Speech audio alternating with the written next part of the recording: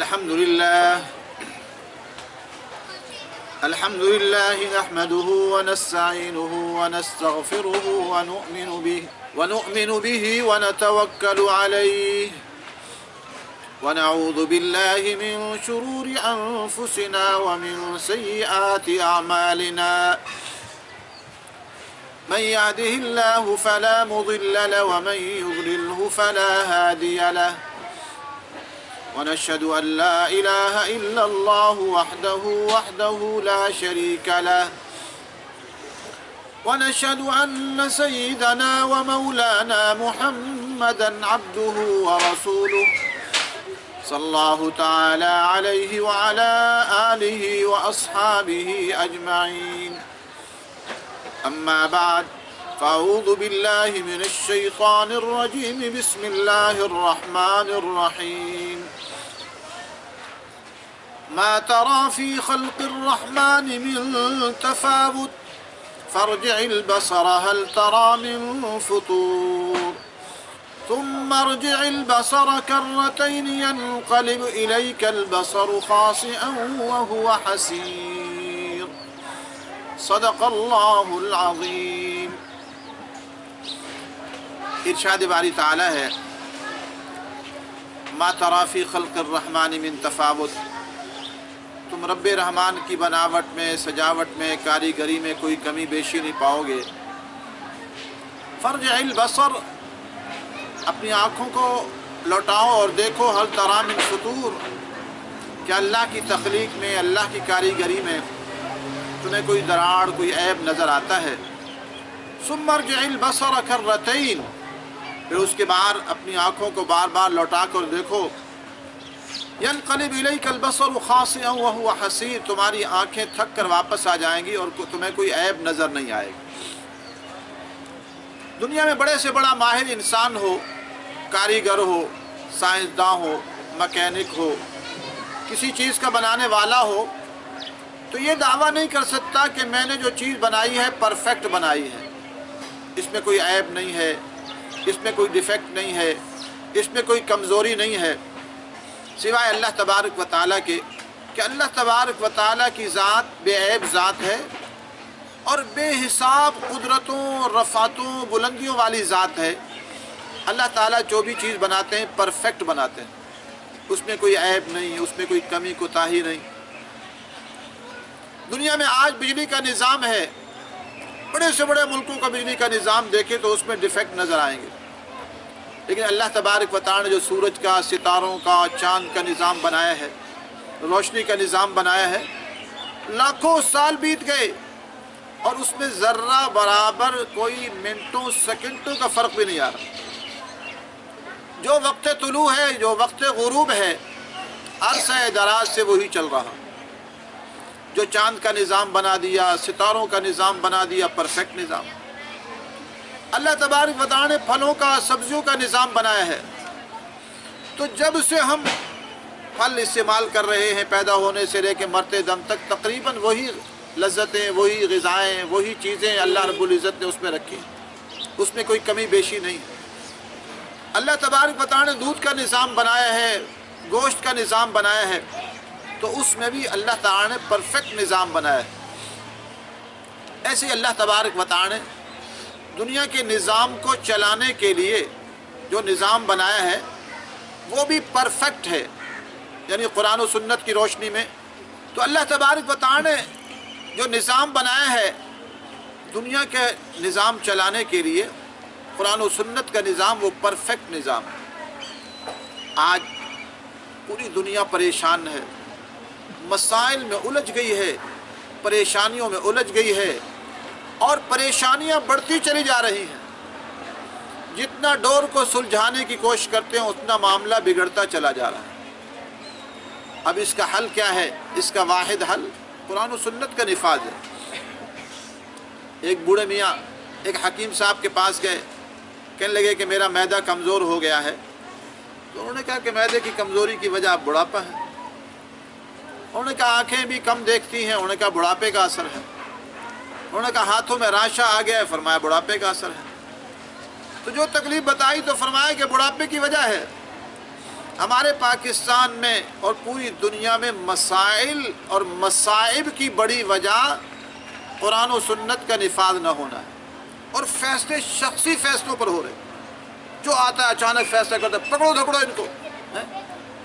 نہ کوئی میٹنگ ہوتی ہے، نہ مشاورت ہوتی ہے، نہ اہل علم سے مشاورت ہوتی ہے، اور اچانک ایک پروگرام چل رہا ہوتا ہے، اچانک باہر سے فون آ جاتے ہیں جو غیر ملکی آقا ہیں، اور سارے فیصلے 15 20 25 سال کے اچانک تبدیل ہو جاتے ہیں۔ مشرف کو، پرویز مشرف صاحب کو فون آیا تو اچانک افغانستان کے طالبان پہلے اچھے تھے، اور ان کے ساتھ ہمارے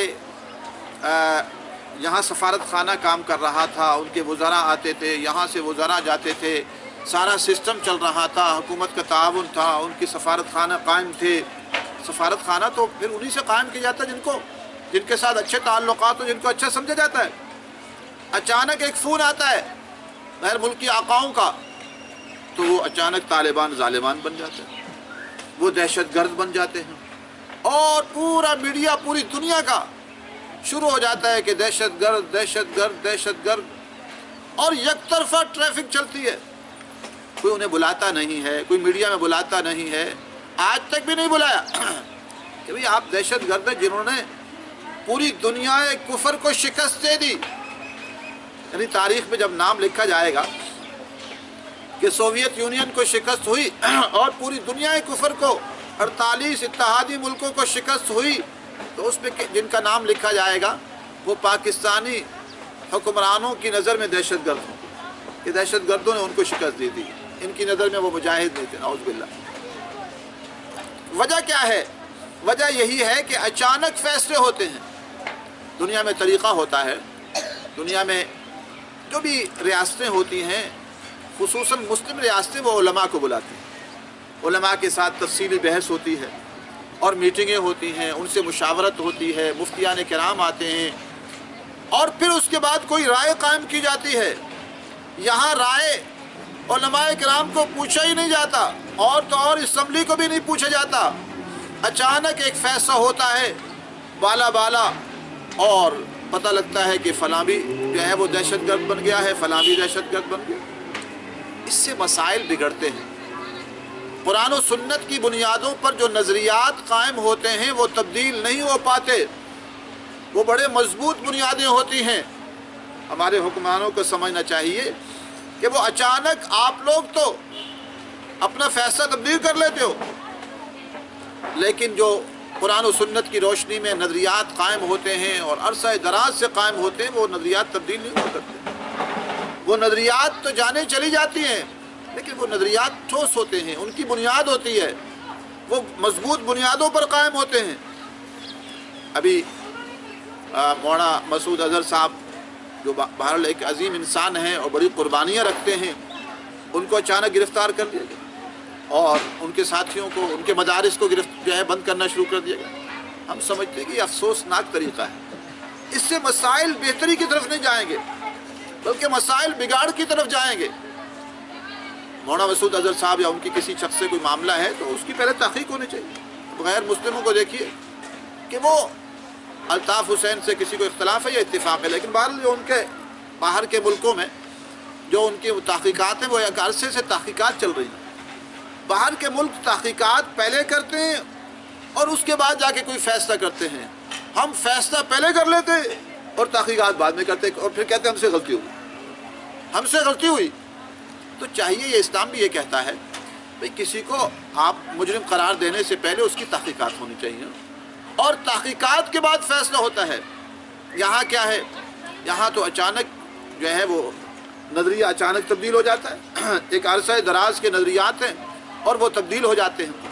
تو ہم یہ سمجھتے ہیں کہ اس سے مسائل حل نہیں ہوں گے، مسائل بگڑیں گے۔ آج میڈیا میں دیکھا جائے تو ہر طرف بیٹھ کر یہی بحث ہو رہی ہوتی ہے کہ مسائل بڑھ گئے اور پریشانیاں بڑھ گئیں اور کرپشن بڑھ گئی، لیکن اس کے لیے قرآن و سنت نے ایک تربیت کا میدان رکھا ہے، پوری قوم کی تربیت کی جاتی ہے۔ آج اگر ایک تجزیہ کیا جائے کہ ہمارے میڈیا میں کتنے ایسے پروگرام ہو رہے ہیں جو تربیتی ہیں، قوم کا اخلاق بنایا جا رہا ہے، قوم کی کردار سازی ہو رہی ہے، قوم کی قرآن و سنت کی روشنی میں ذہن سازی اور فکر سازی ہو رہی ہے، کوئی پروگرام نہ ہونے کے برابر، بلکہ زیادہ پروگرام بے حیائی، فحاشی، عریانی اور اپنے ذاتی سوچوں کی بنیاد پر معاملات ہو رہے ہیں۔ مختلف مکاتب فکر کے لوگ ہیں، وہ اچانک بلاتے ہیں اپنے ذہن کے لوگوں کو اور کسی کے خلاف جو ہے وہ ذہن سازی کی جاتی ہے پوری قوم کو کے سامنے۔ ابھی شاہ زیب خانزادہ صاحب ہیں، اچانک کئی پروگرام کر چکے ہیں ہمارے خلاف، ان سے کوئی پوچھنے والا نہیں ہے کہ بھئی آپ اگر یک طرفہ پروگرام کر رہے ہیں تو ہمارے کسی ساتھی کو بھی تو لینا، ہمارا موقف بھی تو سنیں، لیکن وہ موقف نہیں سنا جاتا۔ ایک شخص ہے ناصر جبران، وہ چونکہ ذہنی فکری طور پر ایک مخصوص مکتب فکر سے تعلق رکھتا ہے، اس وجہ سے وہ ذہن جو ہے اس کو بھی لیتے ہیں۔ شاہ صاحب بھی غالباً ممکن ہے کہ ایک خاص فکر سے تعلق رکھتے ہیں، وہ ہمارے خلاف اکثر پروگرام کر لیتے ہیں، لیکن انہیں کوئی پوچھنے والا نہیں ہے۔ بہرحال ہم سمجھتے ہیں کہ اس سے مسائل بہتری کی طرف نہیں جائیں گے۔ اگر مسائل کو حل کرنا ہے تو ہمیں اسی در پر آنا ہوگا، اسی جو ہے وہ نظام کی طرف آنا ہوگا جس نظام کو محمد عربی صلی اللہ علیہ وسلم نے مدینہ منورہ میں اور پھر مکہ مکرمہ اور عرب کی ریاستوں میں قائم کیا۔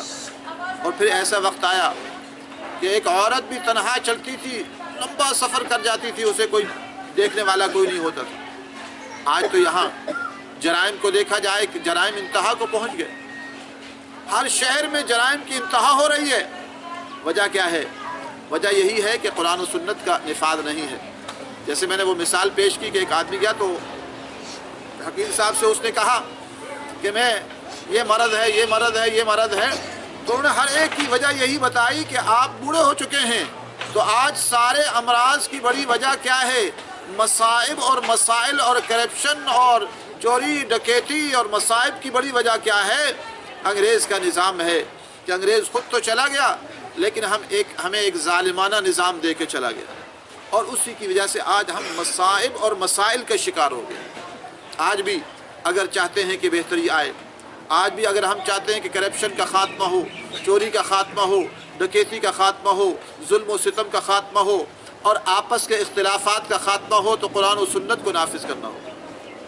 لیکن افسوس سے کہنا پڑتا ہے، پہلی بات تو یہ ہے کہ ہمارے میڈیا میں کوئی اسلام کی بات کرنے والا ہی کوئی نہیں، اور علماء کو لیا ہی نہیں جاتا۔ اینکر بعض تجزیہ کار ہیں جو لیبرل قسم کے ہیں، وہ لیے جاتے ہیں۔ اگر کوئی ایک آدھ اسلامی نظام کی بات کر لے تو ایسا لگتا ہے جیسے اس نے کوئی بہت بڑے گناہ کی بات کر لی، اس نے ایسا جرم کر لیا ہے کہ اس کی سخت سزا ہونی چاہیے۔